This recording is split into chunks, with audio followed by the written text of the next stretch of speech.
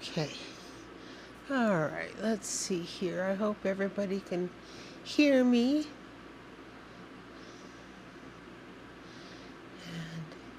And I'm going to start working again on Jll or Jll. I have to pronounce your name right. And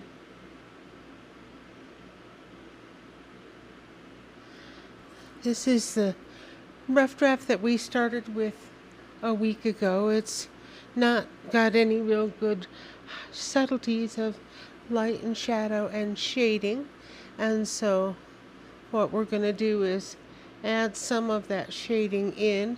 This happens to be a deep or dark purple, and I find that it is a good choice for other colors along with blue or deep browns to add to a deep purple background or purple skin tone as a way to highlight or emphasize that. Let me just add a little bit of that deeper color here. Shout out and let me know if you're here and if you can hear me.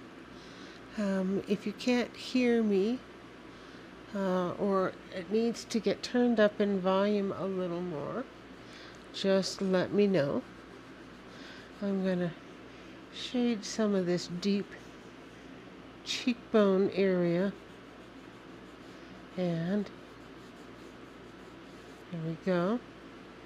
Now, this laugh lines that Jll has. See if I can get this chin the way I'd like it, but she has some other shadow areas down here in the chin, and so I thought I'd try and get those highlighted a little bit more. Of course, there's always the side of the nose. When I first met Jll, make sure that we're straight. There we go. I had no idea what her role was.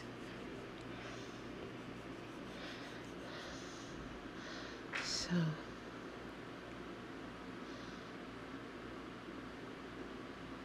Kiki is on. I'm glad that you can hear me, Kiki. I was just about to say when I first met Jll, she asked me if I knew how to play any musical instruments, which took until I understood she was their curator of all kinds of musical things. Took me a little bit by surprise that she'd asked that question. And I told her what my musical background is. That was kind of a surprise to her because we found that we both played bells in our history and current status of music. I had played handbells for almost 10 years, between about age 12 or 13 and in my early 20s.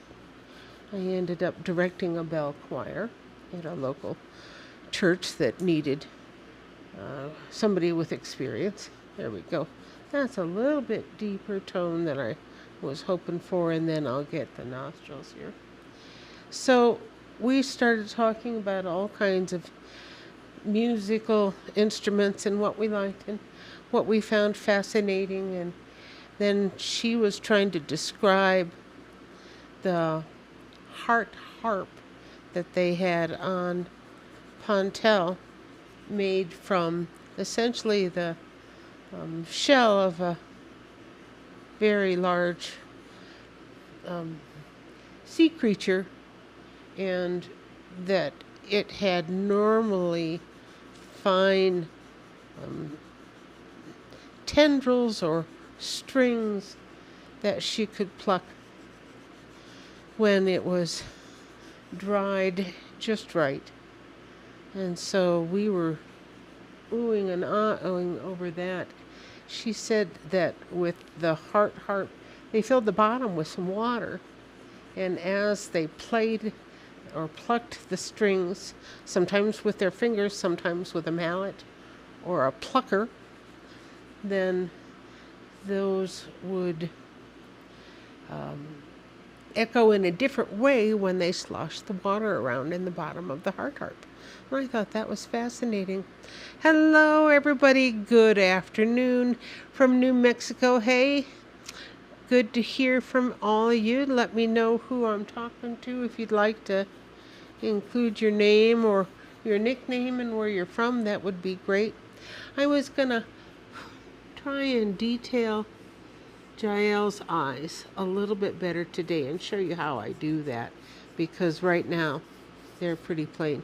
See, I'm just smudging and smoothing that in with my fingers for the moment. And when I do that, everything takes on more of a charcoal look and less of a purple tone, which is good.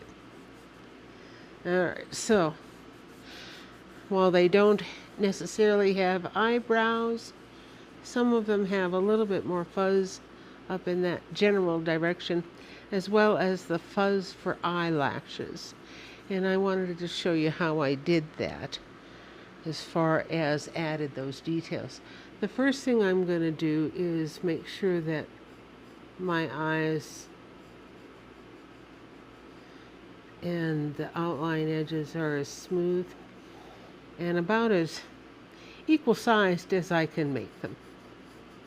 Alright, so we're gonna just add the edges of the iris here. Then, again, same idea for pupil size.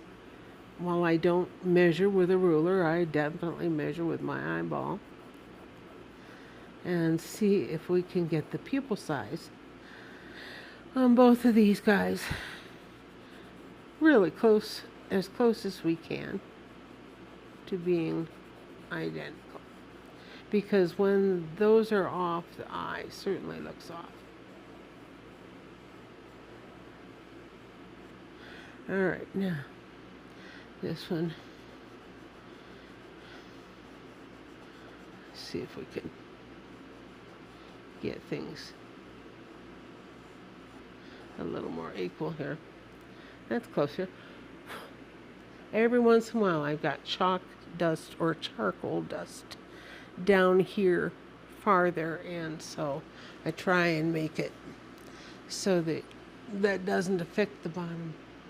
Now, just as far as the inner eye is concerned, I'm going to bring this line all the way down to the corner. And same here.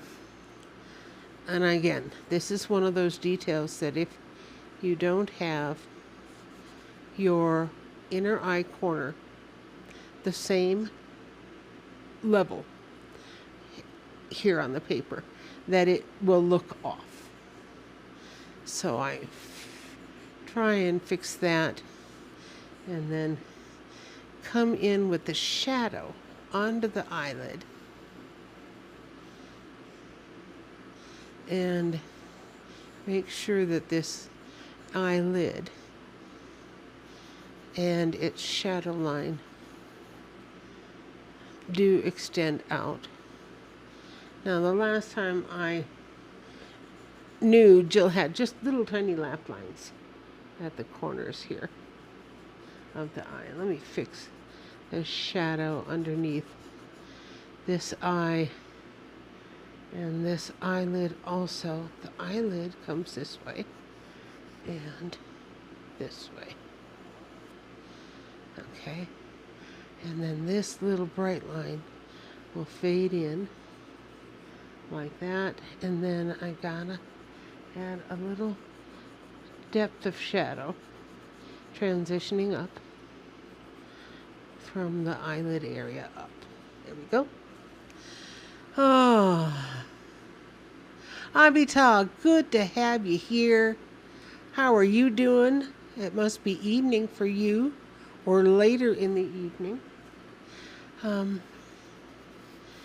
if you guys have questions or topics that you'd like us to talk about while I'm working here, I can try and keep track of that. All right, so we're at a stage here where I need to add some more details to the eyes. And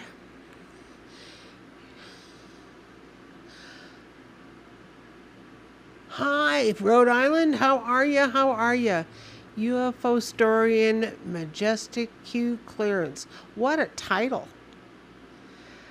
So, if I understand from your title, are you a UFO historian?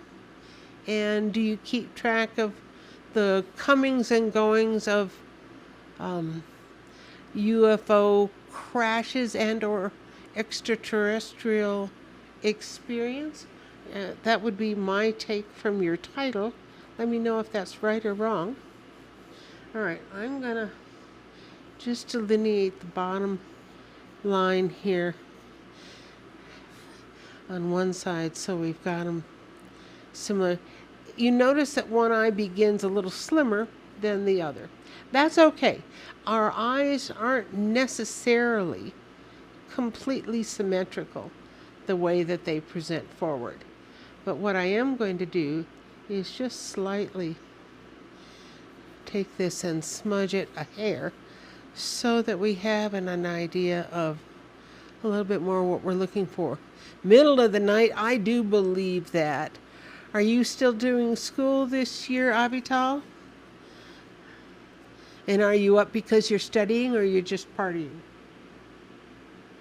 All right, now I'm going to bring in just a little bit more depth of shadow underneath the brow ridge here, just so that we have a little bit more understanding of that. And the same on this other side. A little bit more of a depth of shadow along the edge of the nose, and then also up here along this brow ridge. And you see I immediately smooth it in and feather it out. I'm going to bring this one all the way over here. Yeah, that's a little bit better. Most of the time when I do this, I try and leave a little extra shadow line area for the outside of here. There we go, that's a little bit better. And then I want to make sure that this is not mistaken and comes up just like this and like this, and that leaves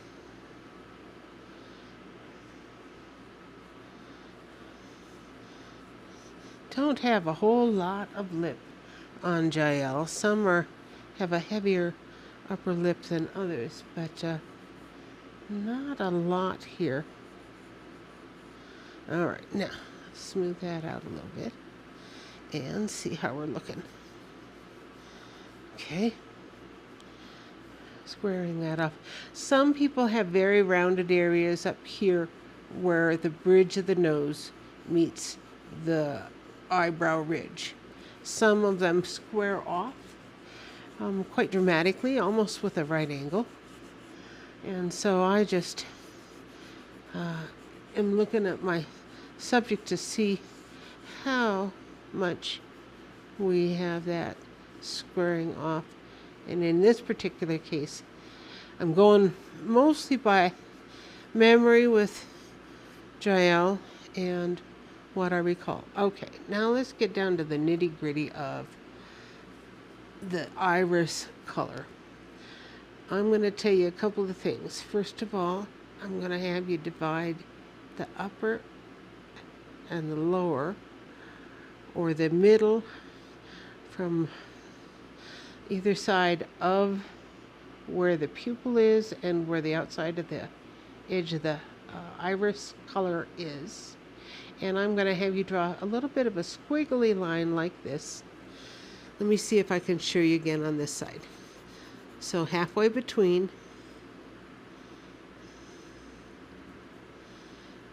in the middle of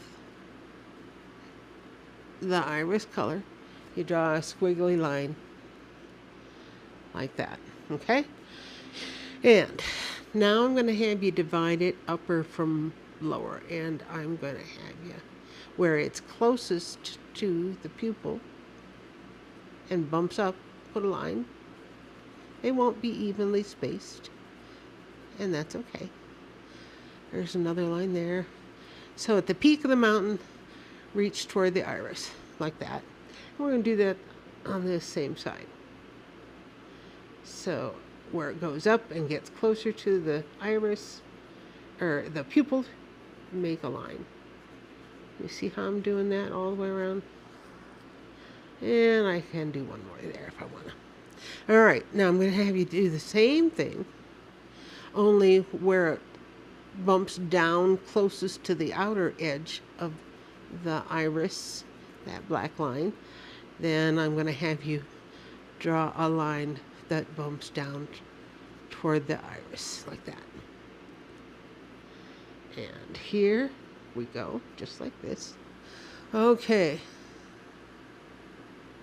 2 years left. How old is Jll? She and Drudy are real close to the same age. And I've never been really able to get out of Drudy her exact age. However, what I will tell you is that I suspect that they are both real close to that 100 mark here. Anytime I bring up the 1920s, then I kind of get the feeling that that's a special time frame for both of them. All right, so what am I doing now that I've highlighted both of these eyes as far as the iris color I have in my little stash here? 4 different shades of browns and reds. And so I've got a reddish brown, a darker brown, a reddish tone, and a peach. All right. So what I'm going to do is I'm going to take the dark brown and I'm going to draw lines in the bottom half of this eye up to that squiggly line. And I'm not going to have them be exact and equal. They're a little bit on the random side, but definitely you can tell that there's kind of lines there. All right. Then I'm going to take another shade of brown and I'm going to draw lines in the upper half of the squiggly line between the squiggly line and the pupil. See how I'm doing that? Let's do it on the other side. Let's see. So up. And my lines are pointing to the center of the pupil. That's kind of my aim. All right, so now we've got a lighter brown and a darker brown.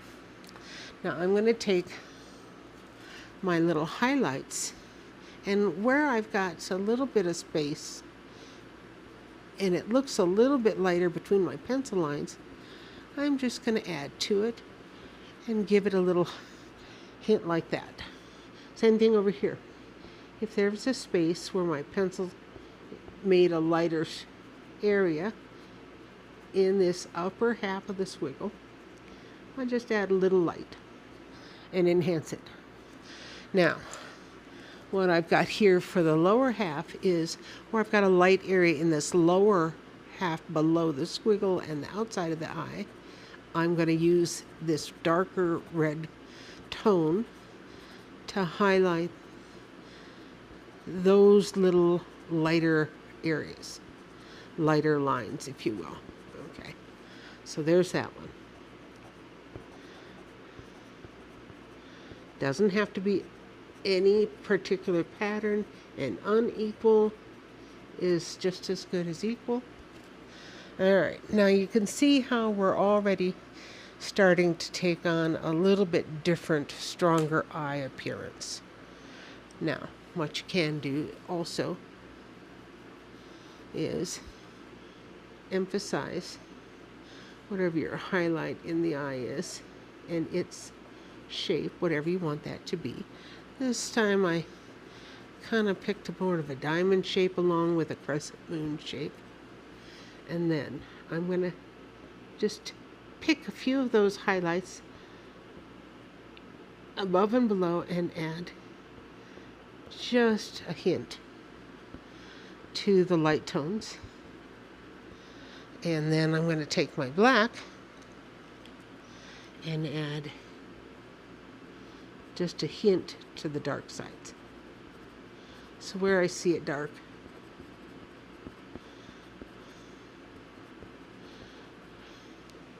all right, now you see how we're slowly taking on a more natural eye appearance.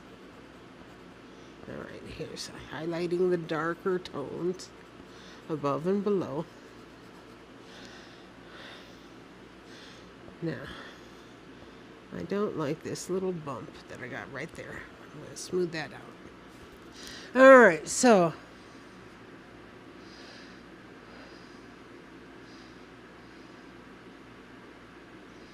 we can have a weekly meeting with Sandia followers here if you would like. That would be just fine. I don't mind at all, Kiki. Sunday afternoon, about this time, between just before supper for me, it would be between about 3 o'clock and 6 o'clock my time, mountain time. I usually have some free time then, and so would be happy to show you not only the evolution of some of these portraits, but also a little bit about whoever it is that I'm drawing. And if you guys have things that you want to learn how to draw, Ponte or otherwise, we can certainly do that. That's not a problem. I'm going to give this up a little bit down. All right, so I'm bringing this down just a little bit because I'm noticing that my outside corners of my eyes are a little too high on one side, and so let me fix that. This is, again, the advantage of pastels. I can put white on top of black and smooth it in and have it work, or mostly work. All right, so speaking of highlights, cheekbone highlights. So when you highlight a cheekbone, you know you're dealing with a curve. And so I'm dealing with a curve with my strokes, just like that. Okay. Now, how are we doing here? I'm liking these eyes so far. Let's see if there's a little bit more shadow that we can put down here for the continuity of the lower lid. And a little bit of the laugh lines here. I usually try and separate out the inner corner from the other, like that, for them. Okay. So that's a little bit better with Jll's eyes. If you can see real close, I'm hoping that that's a little bit better. You can see a little bit more of the detail of what we've just done here and how it looks. I'm hoping that I'm holding that right. There you go. Now you can see it better. So you can see a little bit of the highlights in and out of the eyes. I don't usually add much, if any, color tone to the lips. Sometimes I will hint at it using a red-brown, but usually it's just fairly plain or almost no color there. And then let me show you my trick with nostrils. The inside curve of the nostril is always darker than the outer edge. And so instead of making an oval, you're making a hook coming down to the middle. Now usually that bottom has just a little shading, and there might be just a little shading to indicate where the nostril starts. Always leave this edge of the nostril opening. Don't close it up. There's no need to. It fades out quite well. And then here again are some other laugh lines that we have. If I remember right, we have a little bit of a line right here with Jll. Sometimes you got to look at their eyes real close to figure out what you're doing. There was this line. And they had the same over here. And then it kind of met real close. All right, and then there was another bag line. Trust me, I studied real close to see how this looked on her so that I'd be able to do it again.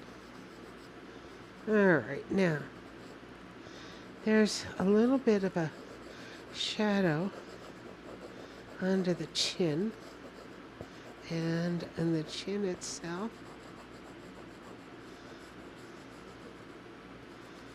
There we go.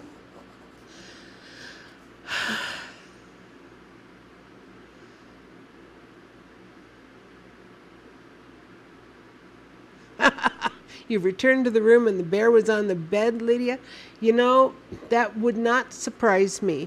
Do you know who is a huge lover of stuffed animals now? PETA. PETA heads up training some of the children's visiting teams because they have a little bit different detail for dealing with kids than they do the average adult. And so would it be like the Ponte to do that, to when he was out of the room, pick up some of the toys, and if you came back from the bathroom faster than they thought, rather than putting it away where they got it, could they put it just on the bed in the middle and hide? Yes, that's not unusual at all. Thank you, Richard. I'm glad you're here. I'm glad you're joining the crowd. Let me know if you have questions or suggestions. All right, so let me smudge in my eye area underneath here and get some of these lines. And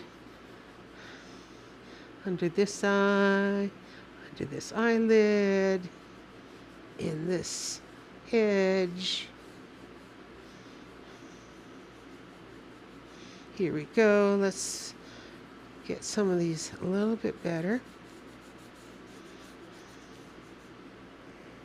Do the Ponte have double chins ever? Oh, sure. You betcha, Bob. They do. You can see a little bit of one on Jll, not much. Is it because there's extra fat? No, usually it's because there's a little bit more age, natural age. Ponte live approximately 400 years. 450 with good health. 350 if they've spent lots of time off world is more of an average. And let me make sure I can get this chin a little bit more slender looking. I got told on last time that I hadn't gotten the chin thin enough, and she looked like she had a fat chin. People were razzing me and razzing her about that, and I said, okay, enough of that. Here we go. And so here's our shading lines. Shade that real gently so that you're not rubbing it all off. All you're doing is blending things together and leaving lines where you put them. for the most part. Just softening them all. With women, I tend to soften lines more than with men. Nah, unless I really want that face to portray a lot of age. So, yeah, they do. Richard, our ETs do age faster on Earth, just like we age at a different rate in different environments like space or the moon. Our bodies are used to a certain geomagnetic activity and pull. They are used to a certain gravity. They are used to a certain atmospheric mix. They are used to a certain density. And so when all of those things shift, our inner body tends to go, what are you doing to me? What the heck? And it goes through a bit of an adrenaline rush issue because it knows that there's something wrong, but it doesn't know what. And it doesn't know how to fix it. And so it puts more stress on things and changes the stress on other things. So our bones don't have to do as much work, let's say in an environment of lighter gravity, than they do when they're here on Earth. And so when people get home, usually it's real hard to adjust to gravity again. It's kind of like getting out of the swimming pool after you've been in it for an afternoon and suddenly you're hitting normal Earth gravity rather than the buoyancy that you had in the water, and your body just goes, oh. So, yes. Lydia, I saw a flash image of Peter's funny, excited expression a few hours prior, which is where I made the potential connection. Yeah, busted.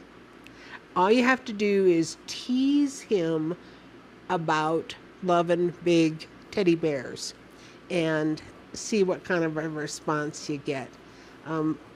Likely, he will just grin and say, uh-huh, yeah, uh-huh. All right, so let me smooth out this dark line here. You see the smudging that I have down in this corner, the graying, as I get my hand accidentally rubbing on the picture and then moving my hand back, I can smudge my own work. You can alleviate that real easily by taking a piece of the glassine that comes between the pastel sheets, putting it down, resting your hand on it, and then working. I have done that. But when I'm working and talking at the same time, I tend to forget a few things. The glassine can be one of them. I usually notice it when I'm shifting gears and about ready to start on a background. And so this background of this terracotta sort of color, I like, but I'm going to soften it and shift it a little bit. And let me show you what I'm going to do. I'm going to take 3 different colors of earth tones. See those trees? I've got a dark brown, a burnt umber, and more of a deep tan. And I'm going to use these, and I'm going to be real specific and use the dust of these. And so what I'm going to do is I'm going to use the dust and get the dust right onto my paper, but not onto the image of Jll. See how I did that? Dust. Now I'm going to do the same thing over here and watch where it's dropping and about how much, so that I get kind of the same depth of dust, amount, concentration of dust. Here we go. See that one? All right, so doesn't have to be the whole background the same color either. You can have a horizon like the floor on the far edge of the room. Now I'm going to take my fingers and just take the dust and slowly rub it into this area. Same thing over here. Let's just work this dust in without having to disturb Jll here. Right up to the bottom of the cheekbone and on down. Okay. There's layer 1 of dust. That tends to make it a more earthier, muddier sort of tone. So now let's take some of the dark brown and do the same thing and see if we can get a little dark brown dust in here as well. As much or as little as you want to experiment with. I'm not putting a whole lot of the dark because I don't know how much dark it's going to add to this until I start rubbing it in. So I have a fair idea. There we go. A little bit more over here. Yeah, now we're looking closer to the same. All right, put my scissors and my brown down and let's again combine and swirl things in just a bit. Blend and do the same over here. Again, not getting into the image of Jll and just staying in the background. Then I'm going to take the lightest one and see if that helps me add a few highlights to this. It's almost invisible by the time you get it on here. You know what? I think we need a bit of a reddish tone, reddy orange. Bright red, yeah. Let's do this. I'm going to take a bright red and add just a little bit of the dust along with that tan over here too. Let's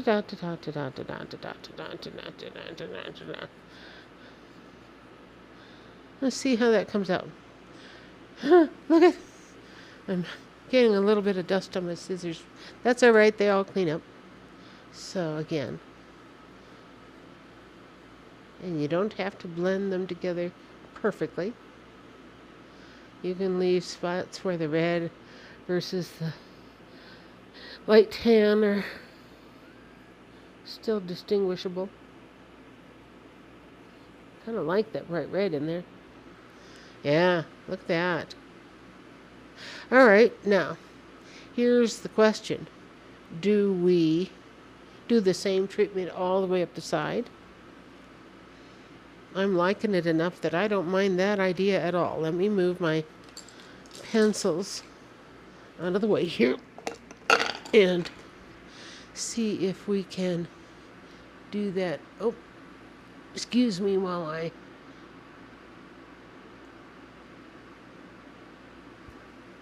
try and bring you up back again. Hi, Stacy. How are you? Okay.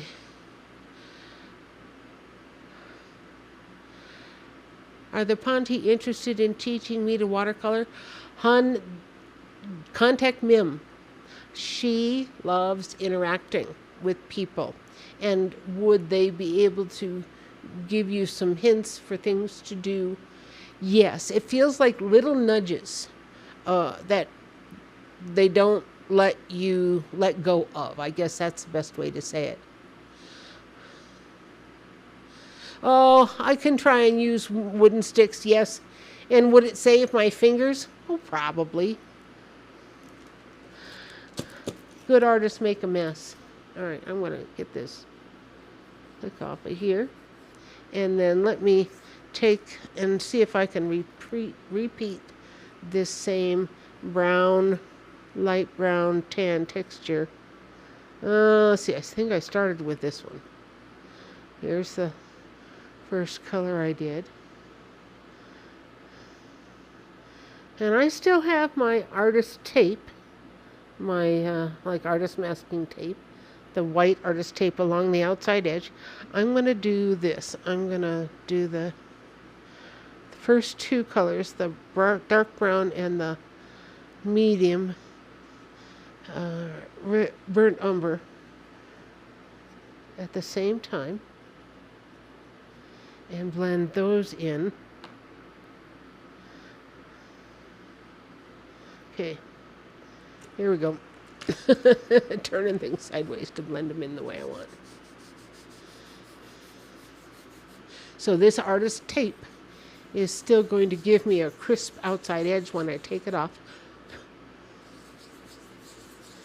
And I'm going to add a little bit of my light brown and the red.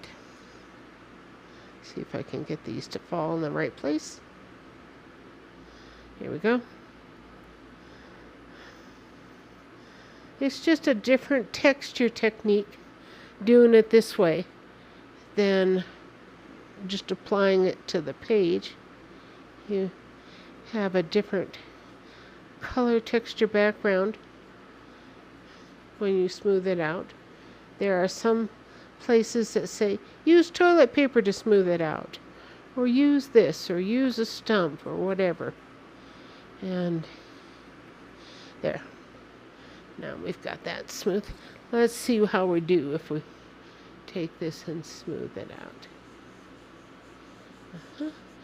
I see I've got quite a bit right on the edge of the gray. My aim with this wasn't very good. I'm going to get right up to the skin. Now, there. Now where it's invaded the skin, I'm going to soften and smooth it out. There we go. Just like that. And got a couple of bright spots down here, but I don't mind that. All right, now.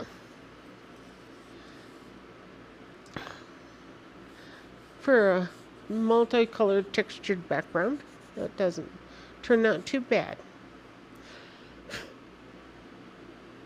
Okay, see this dark line where I had the edge? I should have used something that was closer to the color on that side of the face. So what I'm going to do is I'm going to go over the details of this edge of the face now that I've got the background color in. And I'm going to add this same color to that black line so that then it becomes just part of the shadow. See how that worked? Now the black doesn't stand out so much, and I've got more of a shadowy, crisper edge. Okay. Here. Make sure we're blended down here. And under the chin. Okay. That's not looking too bad for Jll. Not at all. And do we need to change anything else? History of UFOs, the past and present, the rest of the meaning, and the highest level of security possible to know the truth about the phenomenon. Hey, I like your response there, UFO historian. Very nice. So.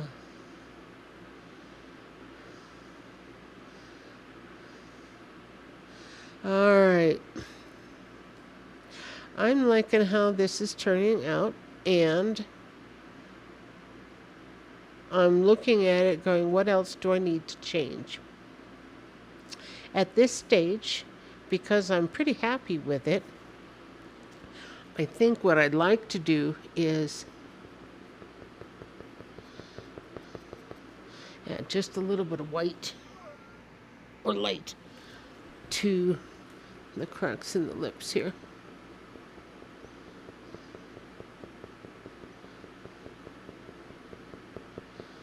Now, usually there's a little bit of white or light right at the top edge of the lips. See how I've got the peach in my hand and I'm just creating a little bit of light effect the top edge of the lip. At the same time, you get just that little bit of an edge at the bottom, outside edge of the bottom lip. Like that. And then what I've done is tiny little lines that delineate that bottom edge. Okay, see how the top edge is a little bit lighter and I've got a line at the bottom edge now. Underneath that bottom edge frequently is a dark. Just a shadow line.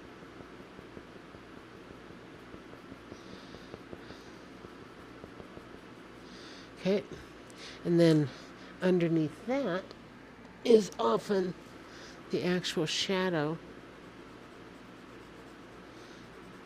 in the chin. This is my dark purple again. See how it just comes in handy every once in a while.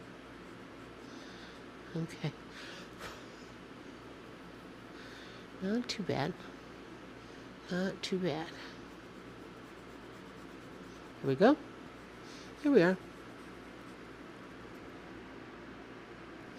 Oh, pronouncing Jill's name. If I go fast, I say Jill. But actually, it's Jll. Jll. Like Jaiel. Jll. Only if you say it fast, it's Jll, which is a sloppy way to say Jill. So that's add an AE in between the J and the two L's, and you'll get closer. All right. Do you see how I've got a little bit of that orange bleed through or tone from the outside edge of the light that's gone onto the skin? Well, I just take advantage of that. If it's not too much, blend it in, and it becomes an echoed highlight of the color of the background onto the skin itself. And that's okay, because that happens in our normal environments quite a bit. All right. I suspect I'm going to need to darken down this eyebrow area a little bit more. And I'm going to have to get a charcoal to do that with. Let me see what I got for charcoals in here that might fill the bill. Let's try.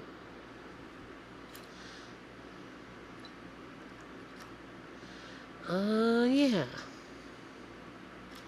I'm going to take a little bit of this stick of black and just go real easy. And same thing on this side. And just feather it out and hint at it. There we go. Same thing down here with the laugh lines and the lines in the face. Where I want it darkest, I'm just going to hint real easy with this. And see how we do here.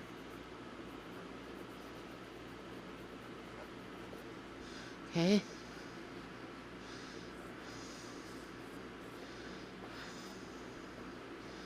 Okay. And let's get this chin.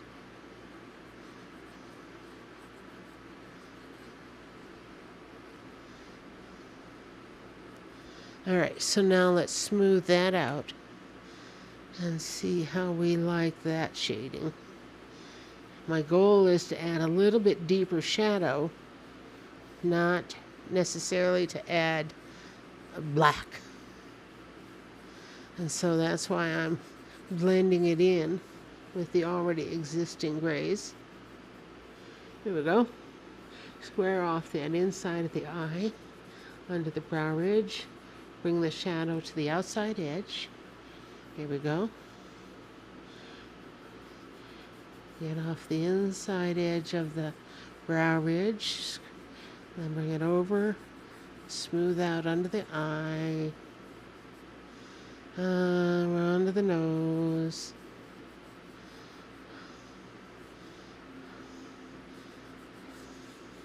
All right. So here we have Jll with a background, and oh, I gotta smooth this out too. There we go. doing a little bit better than she was.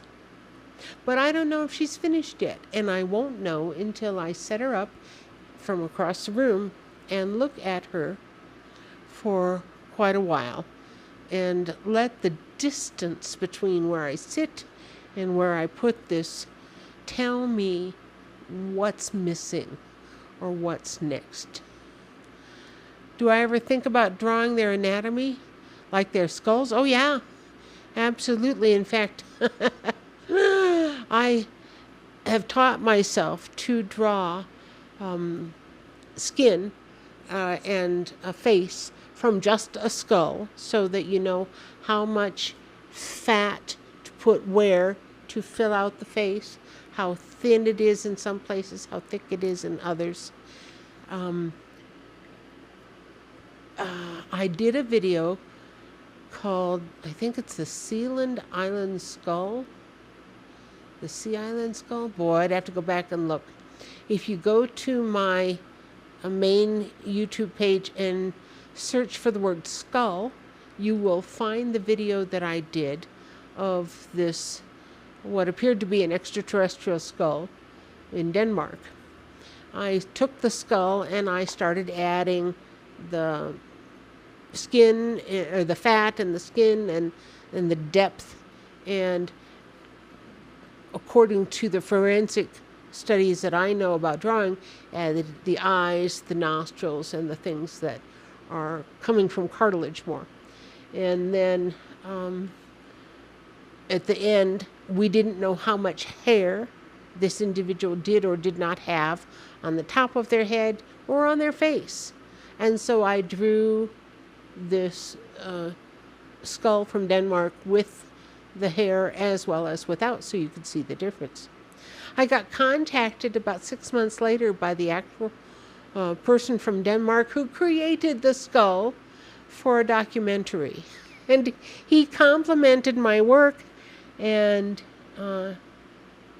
said, but confessed that the skull was indeed not real. The story was a made-up story about finding it and how old it was, when in fact he created it at his business.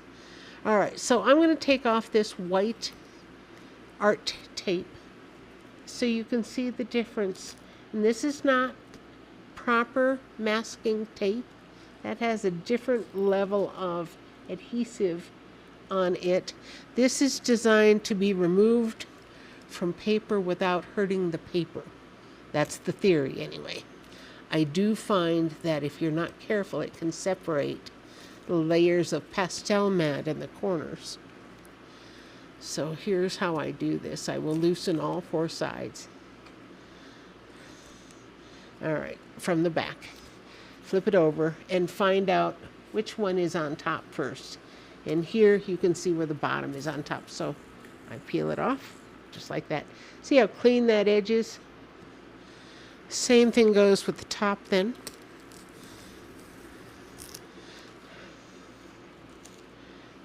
And then the sides. And again, I'm careful. And all of that mess and slop from doing this, now I got to be careful because my thumbs may still have chalk powder, chalk dust on them. Okay, so I'm going to set Jll across the room just like this, and if she needs more added, then I will go ahead and touch that up. If not, after I'm satisfied and I have gotten an approval from her, that's when I will put my signature or glyph down in the corner and call it finished. But right now, that's rough draft number 2 of Jll. Okay, thank you. All right, so let me look back at your questions again. Jll. How about a Ponte skull? I can do that. And in fact, I have in the past, but not officially as a drawing like this for the YouTube channel. But if I ask them if I can draw the anatomy as far as the bones are concerned. We'll see if we can get a yes on that from them. I don't ever just assume that they're going to say yes. I always double check with them. All right, put things back in my little drawers here. As far as colors, I got this little 6-drawer unit, and it's been good for keeping me straight as far as pens, pencils, and having everything right here, easy access. All right, guys, that is the end of our drawing of Jll for today. I appreciate all of your interest and glad that you showed up. And yeah, you think I'm done? I might be. I just am waiting for the approval of done. I have across from me a lot of artwork that still has the masking tape around the edges. I've got an easel full of Sasquatch images and an easel with Native American images. You never know what I'm going to do next or what I'm working on. Let me see if I have any other projects over here to show you. Or if it's just all white canvas. Let me see here. So there's Jll's. White. I'm being careful about not smudging this dark blue. Cream. With some dirt on it I gotta clean up. And the only other one over here, that was the beginning of a hoop dancer that I'd done. Oh, and a little white otter that I'd started. So those are other projects in the works besides all of the other ones that are across the room. I never know what I'm going to do next. I just follow my muse, to be honest. And sometimes when I don't know what to draw, I'll ask the mountain if they have anybody they want drawn or anything that they want portrayed. That's the first priority. And if they are not acknowledging that they have anything in particular they want done, then I will check in with the Sasquatch and see if there's anything I need to do there. If not, then I will go beyond that to asking Mim if there's any other detailed stuff I should draw for her, to learn whether it's reptilian skin or aquatic eyes or whatever have you. And then I will go from there. If I don't get anything in particular response from her, then I will just pick a subject that I think is interesting. And that's how all of the different animals of New Mexico video came out and things along that line. My camera is behind me and pointed down at my space here, but I will at some point in time pan it around the room and you can see the craziness that is Su's studio. I tell you, whenever new people walk into this room, it really stops them short most of the time because my walls are covered with art, just covered. And they look at all the variety and go, whoa, you did all this? So my biggest bane is I'm not very good at marketing my own work, and so that's where I need help and some assistance.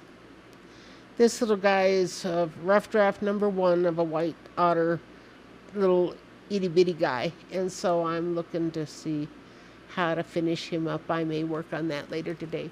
Anyway, I will let all of you go. Thank you for joining me this afternoon, and I appreciate figuring out things with you and solving things again. If there's anything that you would like for me to draw, let me know. Otherwise, I will sign off for now and say bye-bye.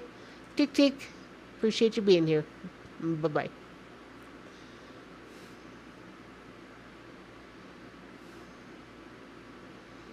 Okay.